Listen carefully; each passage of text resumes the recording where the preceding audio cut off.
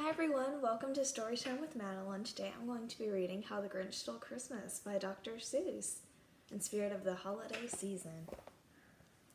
How the Grinch Stole Christmas by Dr. Seuss.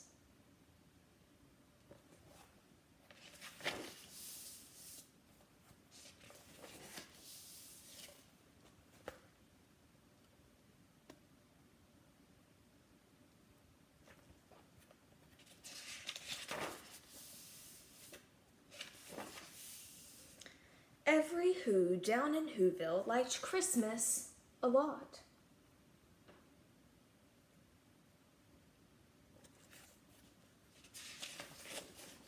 But the Grinch, who lived just north of Whoville, did not.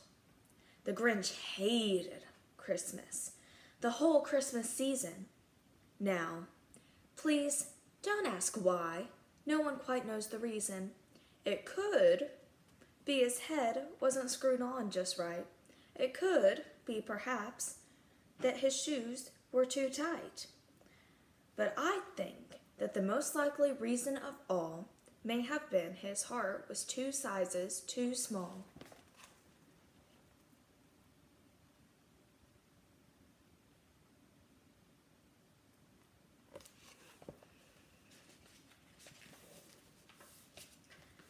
But, whatever the reason, his heart or his shoes, he stood there on Christmas Eve, hating the Whos, staring down from his cave with a sour, grinchy frown at the warm lighted windows below in their town. For he knew every Who down in Whoville beneath was busy now, hanging a mistletoe wreath.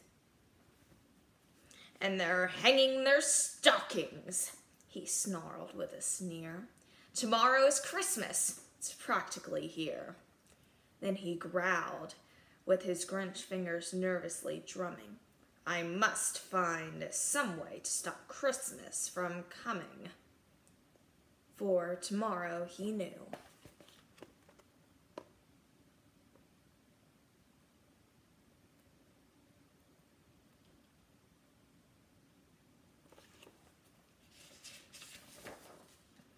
All the Who girls and boys would wake bright and early. They'd rush for their toys. And then, oh, the noise! Oh, the noise, noise, noise! That's one thing he hated. The noise, noise, noise, noise, noise!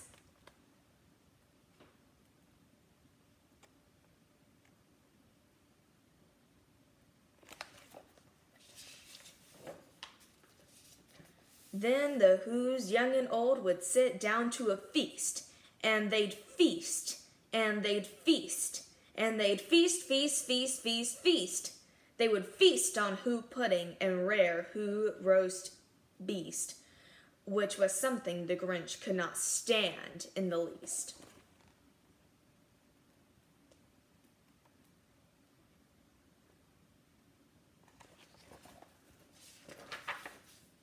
And then they'd do something he liked least of all.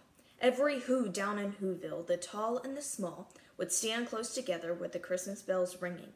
They'd stand hand in hand. And all the Whos would start singing, and they'd sing, and they'd sing, and they'd sing, sing, sing, sing.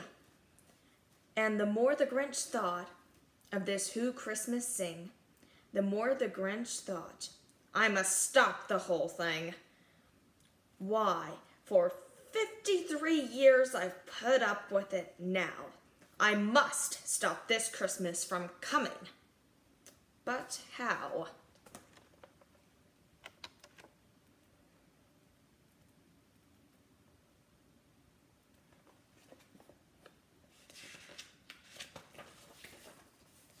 Then he got an idea. An awful idea. The Grinch got a wonderful, awful idea.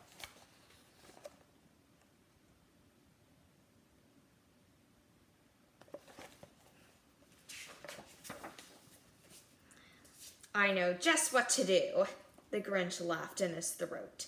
He made a quick Santa Claus hat and a coat, and he chuckled and chuckled. What a great Grinchy trick! With this coat and hat, I look just like Saint Nick. All I need is reindeer.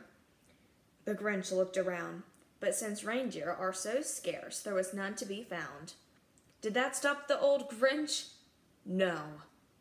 The Grinch simply said, "If I can't find a reindeer, I'll make one instead." So he called his dog Max. Then he took some red thread and tied a big horn on top of his head.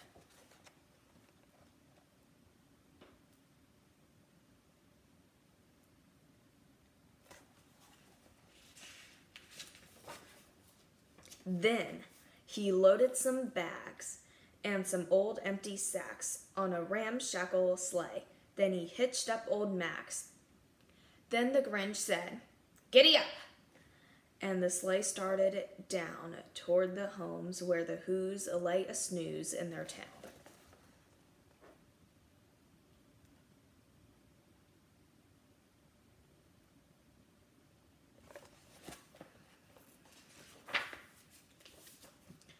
All their windows were dark, quiet. Snow filled the air. All the Who's who were dreaming sweet dreams without care. When he came to the first little house on the square, "This isn't stop number 1, the old Grinch Claus hissed as he climbed to the roof, empty bags in his fists.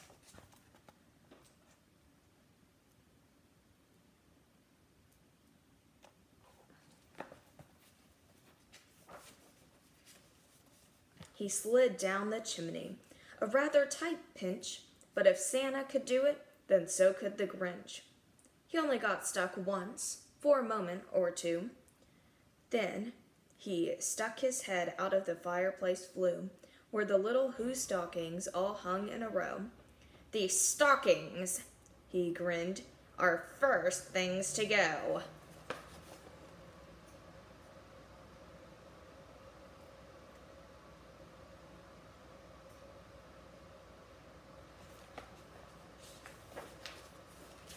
Then he slithered and slunk, with a smile most unpleasant, around the whole room, and he took every present. Pop guns and bicycles, roller skates, drums, checkerboards, tricycles, popcorn, and plum. And he stuffed them in bags. Then the Grinch, very nimbly, stuffed all the bags up one by one up the chimney.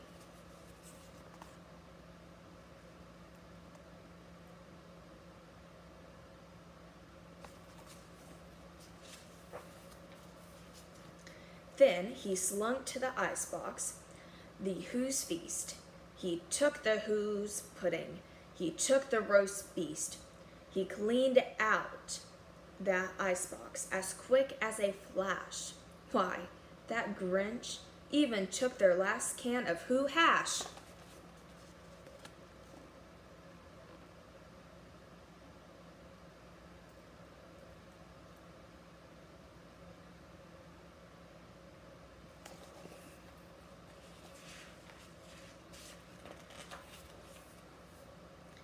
Now, he stuffed all the food up the chimney with glee. "And now," grinned the Grinch, "I will stuff up the tree."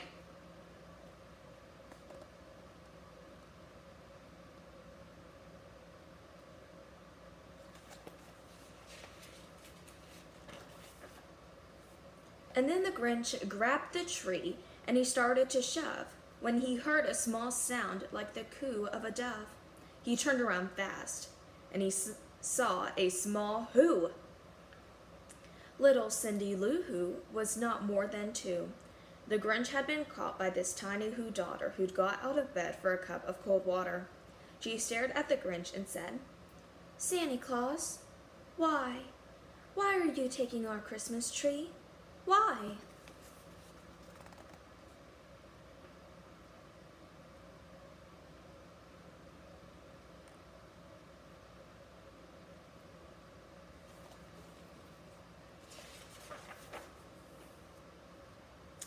But you know that old Grinch was so smart and so slick, he thought up a lie and he thought it up quick.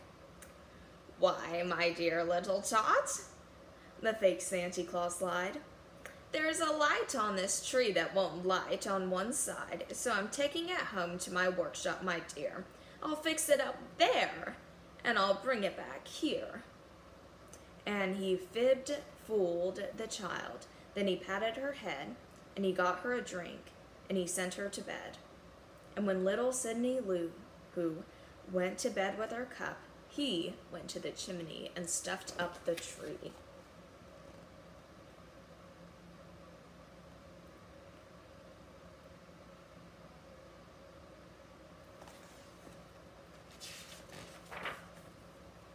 When the last thing he took was the log for their fire, then he went up the chimney, himself the old liar.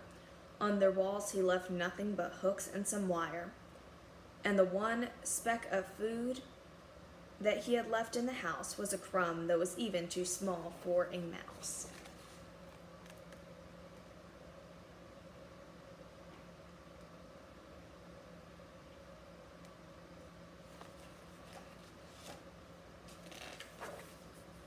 Then he did the same thing to the other Who's houses, leaving crumbs much too small for all the other Who mouses.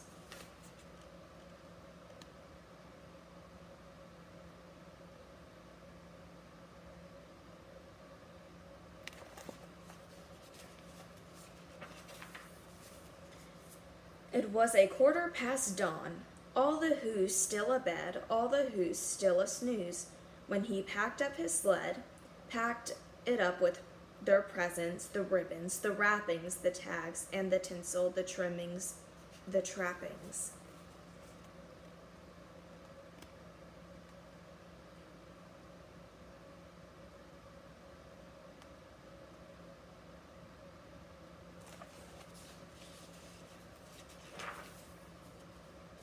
"3,000 feet up on the side of Mount Crumpet, he rode with his load to the tip-top to dump it.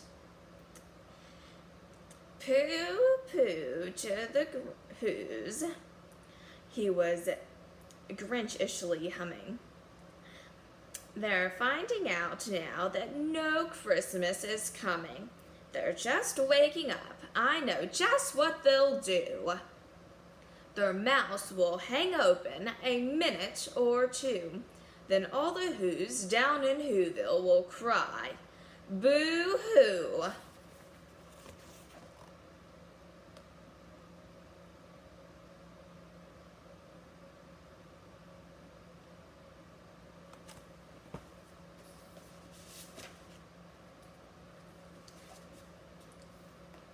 "That's a noise," grinned the Grinch, "that I simply must hear." So he paused, and the Grinch put his hand to his ear, and he did hear a sound rising over the snow. It started in low, then it started to grow.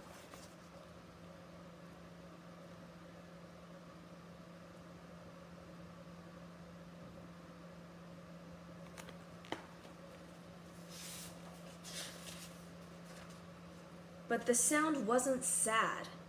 Why, the sound sounded merry. It couldn't be so. But it was so merry, very. He stared down at Whoville. The Grinch popped his eyes. Then he shook. He was a shocking surprise.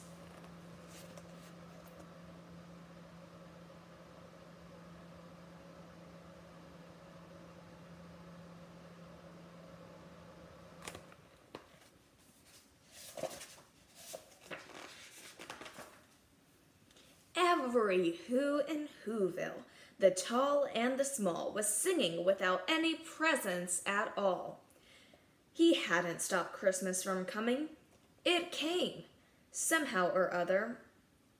It just came just the same.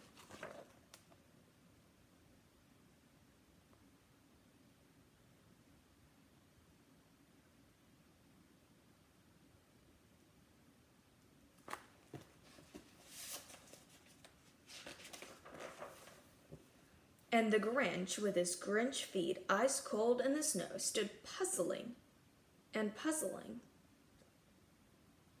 How could it be so? It came without ribbons. It came without tags. It came without packages, boxes, or bags. And he puzzled 3 hours, till his puzzler was sore. Then the Grinch thought of something he hadn't before. Maybe Christmas, he thought, doesn't come from a store. Maybe Christmas, perhaps, means a little more.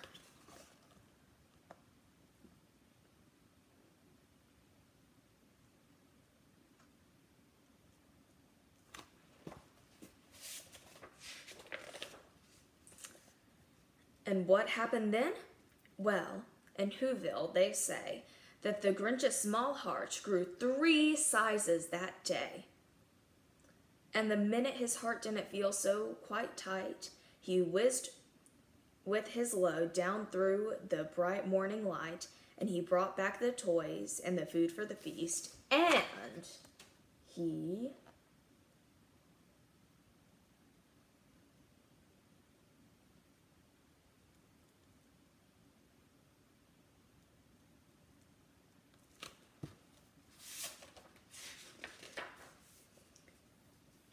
himself, the Grinch, carved the roast beast.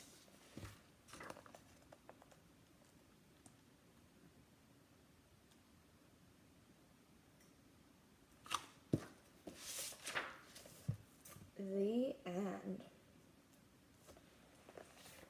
Thank you for listening to How the Grinch Stole Christmas by Dr. Seuss. I hope you enjoyed it. Please join us next time. Thank you. Bye.